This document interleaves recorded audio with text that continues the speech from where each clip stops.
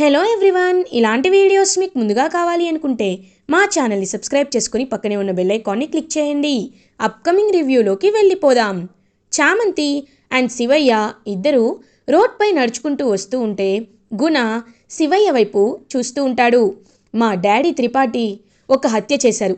ఆ హత్యకి సంబంధించిన ఎవిడెన్స్ నీ దగ్గరే ఉంది కాబట్టి నిన్ను చంపేస్తే ఆ ఎవిడెన్సే ఉండదు అని ఇంకా శివయ్యని యాక్సిడెంట్ చేయడానికి కార్ స్పీడ్గా వెళ్ళేసరికి ఆ చామంతి ఏం చేస్తుందంటే అతన్ని పక్కకి తోసేసి కార్ ఎదురుగా చామంతి వెళ్తుంది.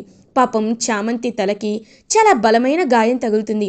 వెంటనే గుణ ఒక్కసారిగా షాక్ అయిపోతాడు. అయ్యో చామంతి, నువ్వెందుకు అడ్డుగా వచ్చావు? ఇంతకీ వీడెక్కడా అని శివయ్య కోసం మొత్తం వెతికితే అతను ఎక్కడ కనబడ్డు. ఎందుకంటే కొంచెం కిందకి ఒక లోయ లాంటి ప్లేస్లో అతను పడిపోయేసరికి అతను గుణకి కనబడడు. వెంటనే ఇంకా చామంతిని తీసుకువెళ్ళి హాస్పిటల్లో అడ్మిట్ చేస్తాడు గుణ. ఇదే విషయాన్ని త్రిపాఠికి కూడా చెప్తాడు. త్రిపాఠి హుటాహుటిన గుణ ఉన్న హాస్పిటల్కి, చామంతిని అడ్మిట్ చేసిన హాస్పిటల్కి వస్తారు. డాడీ, ఇప్పుడు ఏం చేయాలో నాకు అర్థం కావట్లేదు. ఇప్పుడు చామంతి పోయిందంటే మనం ఇన్నాళ్ళు కష్టపడి సంపాదించిన పేరంతా పోతుంది కదా అని అంటాడు గుణ. రేయ్, కంగారు పడద్దు, అయినా తన కండిషన్ ఏంటో డాక్టర్ ఇంకా చెప్పలేదు కదా అని అనేలోపు అప్పుడే కరెక్ట్గా డాక్టర్ అయితే బయటకు వస్తారు. డాక్టర్, ఇప్పుడు చామంతికి ఎలా ఉంది అని అడుగుతారు.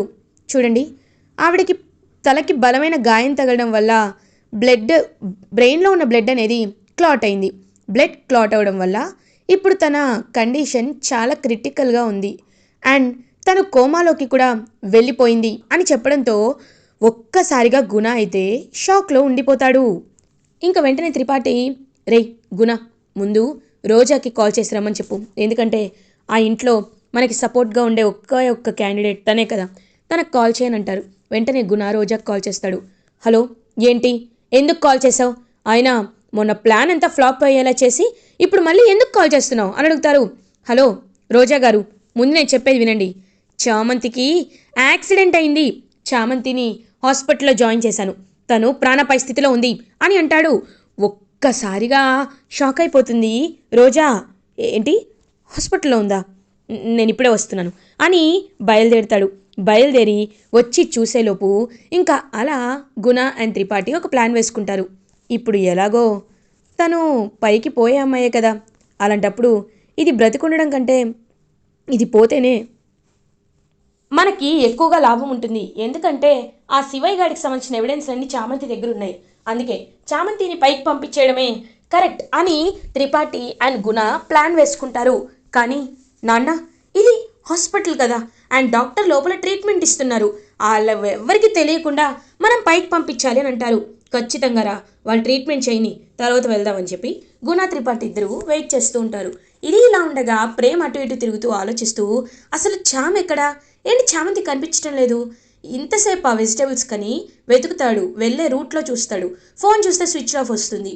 ఇంక చూసేసరికి చామంతి తెచ్చుకున్న బ్యాగ్ అయితే పడిపోయి ఉండడం చూస్తారు.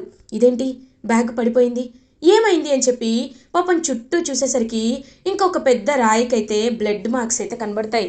ఒక్కసారిగా డౌట్ వస్తుంది ప్రేమ్కి, ఇక్కడ బ్లడ్ మార్క్స్ కూడా ఉన్నాయి ఒకవేళ అని ఆలోచిస్తూ ఉంటే అప్పుడే కరెక్ట్గా ఇంకా స్పృహలోకి వస్తాడు శివయ్య. స్పృహలోకి వచ్చి లాయర్ బాబు, ప్రేమ్ని చూసి, ఈయన లాయర్ బాబు కదా, నేను ఈయన్నే కదా కలవాలనుకున్నాను, ఈయనేంటి ఇక్కడున్నారు, ఖచ్చితంగా నేను వెళ్ళి ఇప్పుడు ఈయనకి నిజమంతా చెప్పేయాలి అని బయలుదేరుతాడు. వెంటనే శివయ్య, బాబు అని శివయ్య ప్రేమ్ దగ్గరికి వస్తారు. మీరు శివయ్య కదా అని అంటారు. అవును బాబు, బాబు మీతో ఒక విషయాన్ని మాట్లాడాలి బాబు అని అంటారు. ఏంటో చెప్పండి అని అంటారు. బాబు, నేను చామంతిని కలిశాను. త్రిపాఠికి సంబంధించిన ఒక వీడియో పెన్ డ్రైవ్ నా దగ్గర ఉంది.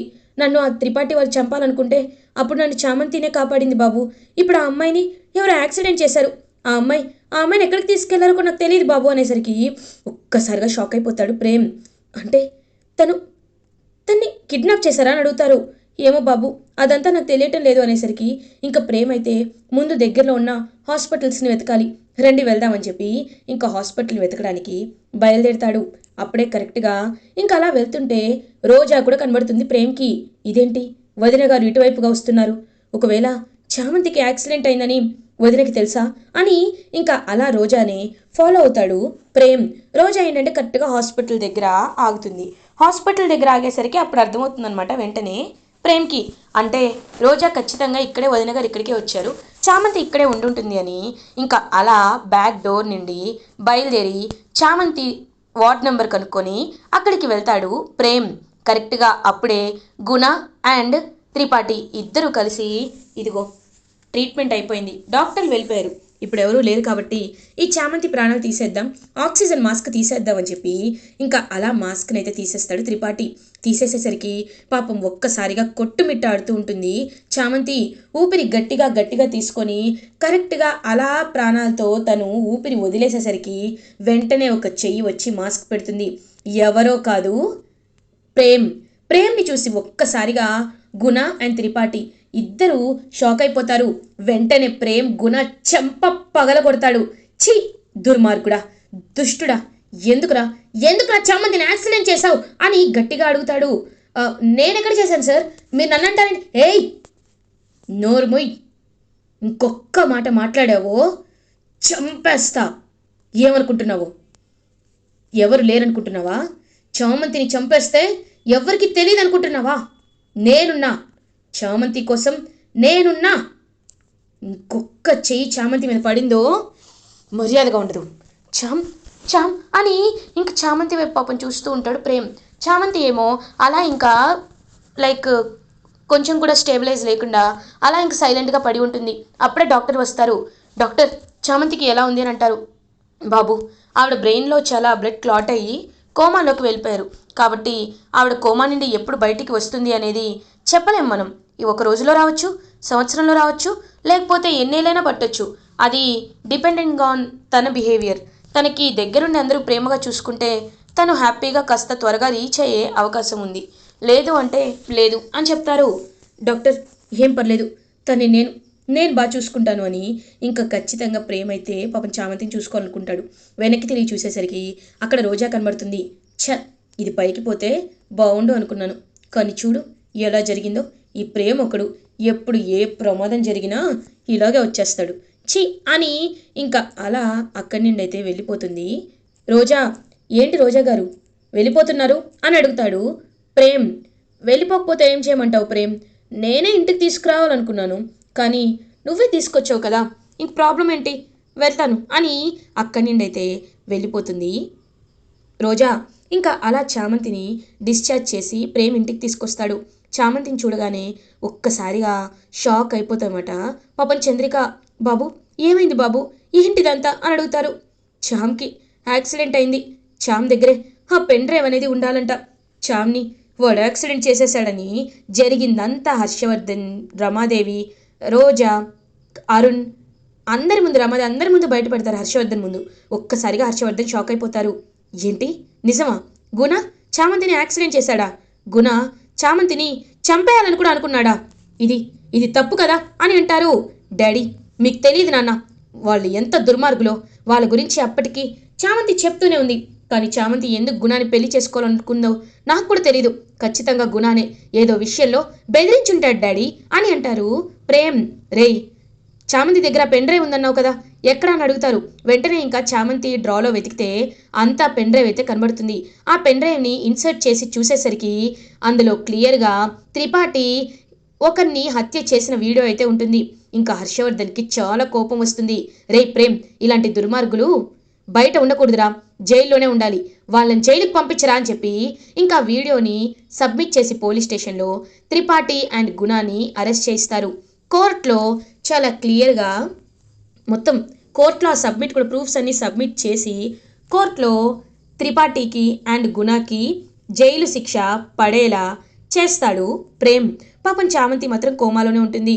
చామ్ ఇప్పుడు ఎన్ని జరిగాయి చామ్, కానీ ఇవేమీ నీకు తెలియదు కదా చామ్, ఎందుకంటే నువ్వు కోమాలో ఉన్నావు కదా, ఖచ్చితంగా నువ్వు కోమాలో నుండి బయటకు వస్తావు చామ్, నాకు తెలుసు అని పాపం అలా రాత్రంతా నిద్రపోకుండా చామంతిని కంటికి రెప్పలా చూసుకుంటాడు ప్రేమ్. చామంతికి వాటర్ తాగించడం, చామంతితో మాట్లాడడం. చామ్ నువ్వంటే నాకెంత ఇష్టమో తెలుసా, నా నాన్నకి మాటిచ్చి నీకు దూరంగా ఉంటాను అన్నాను, కానీ నా కళ్ళ ముందే నువ్వు ఉంటున్నా నీ ప్రేమని మాత్రం నేను మర్చిపోలేకపోతున్నాను చామ్, అందుకే నేను చామ్ అనకుండా చామంతి అనే పిలుస్తూ ఉన్నాను. కానీ ఇప్పుడు ఏం చెప్పినా నువ్వు మళ్ళీ కోమాలోండి బయటికి రావాలి చామ్, బయటికి రావాలి అని పాపం చామంతిని తను ఎంతలా ప్రేమించాడో, చామంతిని పాపం ఎంతలా తను కోరుకున్నాడో అవన్నీ నిజాలైతే బయట పెడతాడు ప్రేమ్ చామంతి ముందు. చామంతి మెల్లగా కళ్ళు తెరుస్తుంది. ఇంకా చామంతి అలా కళ్ళు తెరిచేసరికి అప్పుడే కరెక్ట్గా ప్రేమ్ కళ్ళు తుడుచుకొని చామ్ చామ్ అని అంటారు. ఇంకా ప్రేమగా కళ్ళు తెరిచి ప్రేమ్ వైపు కళ్ళ నిండా కన్నీళ్లతో చూస్తుంది చామంతి. చందు చందు నాన్న, చామ్ చామ్ కళ్ళు తెరిచింది అని చెప్పి చూస్తూ ఉంటే ఇంకా అలా పాపం చామంతి అయితే కళ్ళు తెరిచి చూస్తూ ఉంటుంది. అదంతా చూసి ఎంతో హ్యాపీగా ఫీల్ అవుతుంది చంద్రిక. అమ్మయ్య, చామంతి కోలుకుంది అని ఎంతో హ్యాపీగా ఫీల్ అవుతారు. బాబు, ఏంటి బాబు, మీరు మీరు ఆఫీస్కి వెళ్ళలేదా? వెళ్ళండి బాబు అని అంటారు. చామ్, నీకు ఇలా ఉంటే నేను ఎక్కడికి వెళ్తాను చామ్? నీకు హ్యాపీగా ఉన్నావు కదా, నీకు ఇప్పుడు అంతా హ్యాపీ అయింది కదా, ఇంకా నాకు ఏ ప్రాబ్లం లేదు అని పాపం ఎంతో హ్యాపీగా చామంతి వైపు చూస్తూ ఉంటాడు ప్రేమ్. ఇదంతా హర్షవర్ధన్ గమనిస్తాడనమాట. ఇంకా వెంటనే హర్షవర్ధన్ ఏవైతే ప్రేమ్ చామంతితో మాట్లాడిన మాటలున్నాయో అవన్నీ వినేస్తాడు. విని ఒక్కసారిగా షాక్ అవుతాడు. అంటే ఇన్నాళ్ళు ప్రేమ్ ప్రేమిస్తున్నది ఎవరినో కాదు, చామంతినే తను కోరుకున్నాడు, చామంతినే తను పెళ్లి చేసుకోవాలి అనుకున్నాడు అనే నిజం తెలుసుకొని షాక్ అవుతారు. కానీ కొన్ని కారణాల వల్ల చామంతి తన నుండి దూరంగా వెళ్ళిపోయింది. చామంతి అసలు ఎందుకు వెళ్ళిపోయింది అనేది తెలుసుకోవాలి. చామంతి వెనకుందేంటో తెలుసుకోవాలి. నా కొడుకు ప్రేమ్కి నేను ఒక కన్న తండ్రిగా తన జీవితాన్ని హ్యాపీగా ఉంచే బాధ్యత నాది. తను హ్యాపీగా ఉండాలి అంటే తన పక్కన చామంతి ఉండాలి అని ఇంకా గట్టిగా ఫిక్స్ అయిపోతారనమాట హర్షవర్ధన్. ఇది ఇలా ఉండగా నెక్స్ట్ డే మార్నింగ్ అవుతుంది. చామంతి రెడీ బయటకు వస్తే చామ్, ఏంటి చామ్, నువ్వు రెస్ట్ తీసుకోవాలి కదా అని అంటారు. బాబు, ఇవాళ మీ షాప్ ఇనాగరేషన్ కదా, ఓపెనింగ్ కదా, రెస్ట్ తర్వాత తీసుకుంటానులే బాబు, రండి వెళ్దామని చెప్పి పాపం అలా తీసుకువెళ్తూ ఉంటుంది ప్రేమ్ని చామంతి. నువ్వు వినవు కదా చామ్, ఇంత మొండిదానివేంటి అని ఇంకా అలా చామంతి ప్రేమ్ ఇద్దరు రీచ్ అవుతారు షాప్కి. అప్పుడే ఇంకా పల్లవి గౌడ కూడా, అంటే ప్రేమ్ బెస్టీ అనమాట. తను 10th క్లాస్ వరకు ఒకే స్కూల్లో చదువుకున్నారు. ప్రేమ్ అండ్ చామంతిలో వచ్చిన పల్లవి గౌడ. నిండు నూరేళ్ల సావాసంలో అరుంధతి, ఒరిజినల్ నేమ్ పల్లవి గౌడ. సో తనతోనే షాప్ ఓపెన్ చేయించాలని, తను బ్రాండ్ అంబాసిడర్గా ఉండాలి అని గట్టిగా ఫిక్స్ అవుతారు. సో షాప్ ఇనాగరేషన్ అయితే జరుగుతూ ఉంటుంది. ప్రేమ్, నువ్వు చెప్పినట్టు చామంతి ఆల్రౌండర్, ఎందుకంటే పెయింటింగ్స్ ఎంత బాగా వేసిందో ఇదంతా చూస్తుంటే నాకు చాలా అంటే చాలా హ్యాపీగా అనిపిస్తుంది అని ఎంతో హ్యాపీగా ఫీల్ అవుతుంది పల్లవి. సో అలా ఇనాగరేషన్కి రమాదేవిని పిలుస్తాడేమోనని రమాదేవి వెయిట్ చేస్తూ ఉంటుంది. కానీ రమాదేవిని ప్రేమ్ పిలవడు. చందు, ఇనాగరేషన్కి నువ్వు రావాలని చెప్పాను కదా, ఇంకా లేట్ ఏంటి, రా చందు అని ఫోన్ చేస్తాడు. ఆ బాబు, బయలుదేరుతున్నాను అని చెప్పి ఇంకా అలా బయలుదేరేసరికి రమాదేవి ఆపుతుంది. ఏయ్, ఎక్కడికి వెళ్తున్నావు, ఇంట్లో చాలా పనులున్నాయి అని అంటారు. వెంటనే ఇంకా హర్షవర్ధన్, రమా ఏంటిది, ప్రేమ్ షాప్ ఓపెన్ చేస్తున్నాడు, ఆ షాప్ ఓపెనింగ్కి చంద్రికని వెళ్ళి రిబ్బన్ కట్ చేయాలి, అలాంటిది చంద్రికను నువ్వు ఎందుకు ఆపుతున్నావు అని అడుగుతారు. ఏంటి ఏంటి ఇనాగరేషన్, ఏ వాడికి చేతులు లేవా, వాడు చేసుకోలేడా, ఈ చంద్రిక వాడికి ఏమైందని చేయాలి ఇనాగరేషన్, ఏమీ అవసరం లేదు అని అంటుంది కావాలనే రమాదేవి. ఇంకా అలా రోజా అప్పుడే వస్తుంది. కానీ వీళ్ళ కాన్వర్సేషన్ ఏంటి, ఏదో కొంచెం ఇంట్రెస్టింగ్గా ఉంది అని దాక్కొని వాళ్ళ మాటలు వింటూ ఉంటుంది. రమా, నీకు తెలిసి మాట్లాడుతున్నావో తెలియక మాట్లాడుతున్నావో, గతాన్ని మర్చిపోయావా? ప్రేమ్ ఇనాగరేషన్కి, ప్రేమ్ షాప్ ఓపెనింగ్కి వెళ్ళే హక్కు 100% ఉంది, చంద్రికకే ఉంది. ఆ విషయం నీకు కూడా తెలుసు కదా, తప్పుకోరమా అని అంటారు హర్షవర్ధన్. హర్ష, నువ్వు వెళ్ళని చెప్పు, నేను దీన్ని వెళ్ళనివ్వను, ఇది ఒక పని మనిషి కదా అని అంటారు. హేయ్, ఎవరు పని మనిషి, ఎవరు పని మనిషి? చూడు, నా కొడుకు, నా కన్న కొడుకు ప్రేమ్ షాప్ ఓపెనింగ్కి నేనే వెళ్ళి రిబ్బన్ కట్ చేస్తాను, నేనే వెళ్తాను, మీరు దమ్ముంటే ఆపుకోండి అని ఇంకా హర్షవర్ధన్ అండ్ చంద్రిక ఇద్దరు కలిసి వెళ్తారు. ఒక్కసారిగా అదంతా దొంగ చాటుగా వింటున్న రోజా షాక్లో ఉండిపోతుంది. అంటే ప్రేమ్ అరుణ్ సార్ కొడుకు కాదన్నమాట. ప్రేమ్ హర్షవర్ధన్, రమాదేవి కన్న కొడుకు కాదు, ప్రేమ్ చంద్రిక కన్న కొడుకు అని తెలుసుకొని ఇంకా షాక్లో ఉండిపోయి మైండ్ బ్లాక్ అయిపోతుంది రోజాకి. వెంటనే ఇంకా రోజా అయితే, అంటే ఇప్పుడు ఏం చేయాలి, ఎస్ నేను అనుకున్నది చేయాలి, ప్రేమ్ నిజంగా తన కన్న కొడుకు కానప్పుడు రమాదేవి అమ్మగారి ఆస్తి, రమాదేవి ఆస్తి ఎందుకు ప్రేమ్కి వెళ్తుంది?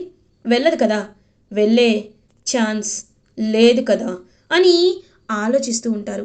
ఇంకా వెంటనే అలా అరుణ్ ఒక్కరే ఇంటి వారసుడైతే అరుణ్కి ఆస్తి దక్కుతుంది కదా అని వేరే వైపుగా క్లూస్ అన్ని లాగుతూ ఉంటుంది రోజా. ఇంకా అలా హర్షవర్ధన్ అండ్ చంద్రిక ఇద్దరు ఇనాగ్రేషన్కి అయితే వస్తారు. చంద్రికతో చందు రా చందు, నువ్వే నువ్వే ఇదంతా చేయాలి అని చెప్పి ఇంక తనకి సిజర్ ఇస్తారు. బాబు నేను ఎందుకు బాబు అంటారు. పర్లేదు నేను చెప్తున్నాను కదా రా చందు అని చెప్పి ఇంకా అలా చంద్రికకైతే మొత్తం ఇస్తాడు. చంద్రిక సిజర్తో రిబ్బన్ కట్ చేస్తుంది. అందరు క్లాప్స్ కొడుతూ ఉంటారు. ఇంకా హ్యాపీగా కుడి కాలు పెట్టి చంద్రికని ఫస్ట్ అడుగు పెడుతుంది. అడుగు పెట్టిన తర్వాత చామంతి ప్రేమ అడుగు పెడతారు, హర్షవర్ధన్ అడుగు పెడతారు. సో హర్షవర్ధన్ ఎంతో హ్యాపీగా చంద్రిక చేత్తోనే అన్నీ జరుగుతున్నాయి, నిజంగా చాలా హ్యాపీగా ఉంది అని ఎంతో అంటే ఎంతో హ్యాపీగా ఫీల్ అవుతారు ఇంకా ఫ్యామిలీ మెంబర్స్ అందరూ. ఇలా ఎపిసోడ్ ఎండ్ అవుతుంది. ఫర్దర్ ఎపిసోడ్ రివ్యూస్ ముందుగా మీకు కావాలి అనుకుంటే మా ఛానల్ని సబ్స్క్రైబ్ చేసుకోండి. Thanks for watching.